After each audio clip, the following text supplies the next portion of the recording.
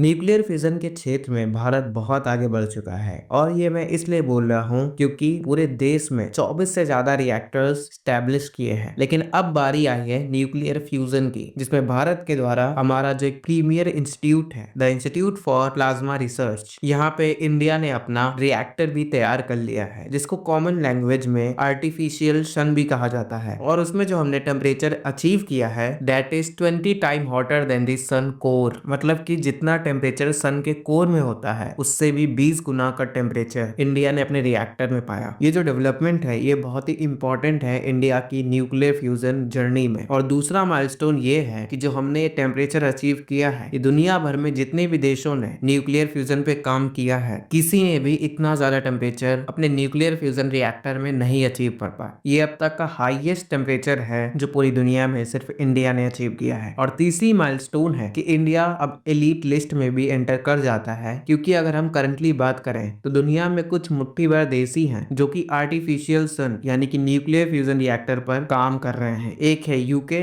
जिसने अपने JET nuclear fusion reactor को तैयार कर चुका है। उसके बाद साउथ कोरिया है जिसने अपने आर्टिफिशियल सन को तैयार किया है जिसका नाम है के स्टार। उसके बाद चाइना है जिसने अपने आर्टिफिशियल सन को तैयार किया है जिसका नाम EAST है। उसके बाद हमें यूएसए एंड रशिया देखने को मिलते हैं जो अपने अपने न्यूक्लियर रिएक्टर्स को तैयार कर चुके हैं। अब इंडिया भी इस लिस्ट में एंटर कर चुका है। इसके अलावा जो हमने टेम्परेचर अचीव किया है ये भी किसी देश ने अब तक अचीव नहीं किया। और अगर हम बात करें फ्यूजन की तो इंडिया वहां पे तो सक्सेस पा चुका है, लेकिन अब बारी आई है न्यूक्लियर फ्यूजन की। अब वहां पे भी इंडिया के द्वारा एक बहुत बड़ा माइलस्टोन अचीव किया गया है, क्योंकि हमारा जो SST-1 टोकामाक न्यूक्लियर फ्यूजन है उसमें जो हमने प्लाज्मा टेम्परेचर अचीव किया है वो 20 टाइम्स हॉटर है सन से। और SST-1 की फुल फॉर्म है स्टडी स्टेट सुपर कंडक्टिंग टोकामाक। इसी के अंदर इंडिया ने अपना माइलस्टोन अचीव किया है। और ये टोकामाक कुछ इस तरीके से दिखता है, जिसके अंदर मैग्नेटिक फील्ड्स के माध्यम से प्लाज्मा को कंटेन करते हैं, उसके माध्यम से एक्सेसिव हीट जनरेट की जाती है ताकि आप इतने हाई लेवल टेम्परेचर को जनरेट कर सके। अगर हम आंकड़ों की बात करें तो बताया जा रहा है कि इंडिया ने 200 मिलियन डिग्री सेल्सियस से भी ज्यादा का जो टेम्परेचर है वो इंडिया ने अचीव किया है। और आप जानते हैं कि इससे इंडिया को क्या क्या फायदा मिलेगा। तो सबसे पहले जो न्यूक्लियर फ्यूजन होता है उसको फ्यूल की मात्रा बहुत कम चाहिए होती है फिजन की तुलना में। और दूसरी बात, इसमें जो फ्यूल लगता है वो केवल ल्यूटोरियम लगता है जो कि आइसोटोप होता है हाइड्रोजन का, जो कि नेचर में एबेंटली अवेलेबल है। और अगर हम वहीं पे बात करें फिजन की तो उसमें यूरेनियम, प्लूटोनियम और थोरियम लगता है जो कि बड़ी मुश्किल से मिलते हैं और बहुत ही एक्सपेंसिव होते हैं। इसीलिए कहा जाता है अगर आप एक बार न्यूक्लियर फ्यूजन से एनर्जी जनरेट करने लग जाते हैं तो आप लिमिटलेस एनर्जी को जनरेट कर सकते हैं। इसके अलावा अगर आप न्यूक्लियर फ्यूजन से इलेक्ट्रिसिटी जनरेट करते हैं तो उससे ग्रीन हाउस गैस एमिशन भी नहीं होता। इसके अलावा जो इसके रिएक्टर्स होते हैं वो किसी भी तरीके से रेडियो एक्टिव वेस्ट जनरेट नहीं करते और इसमें एक्सीडेंट देखने की भी पॉसिबिलिटी बहुत कम होती है, क्योंकि जो रिएक्टर है वो किसी भी कारण से काम करना बंद कर देता है तो ऑटोमेटिकली रिएक्शन बंद हो जाती है। तो रिएक्टर में किसी भी तरीके का एक्सीडेंट हो ही नहीं सकता। तो ये जो रिएक्टर्स होते हैं ये बहुत ही एडवांस माने जाते हैं। और लास्ट में अगर आप इसको कंपेयर करें तो फ्यूजन में आप 1 किलोग्राम से जो होगी 10 million time than the energy जो आप प्रोड्यूस कर सकते हैं कोल, ऑयल और गैसेस से। तो आप अंदाजा लगा सकते हैं ये कितना बड़ा सोर्स ऑफ एनर्जी पोटेंशियली बन सकता है। धन्यवाद।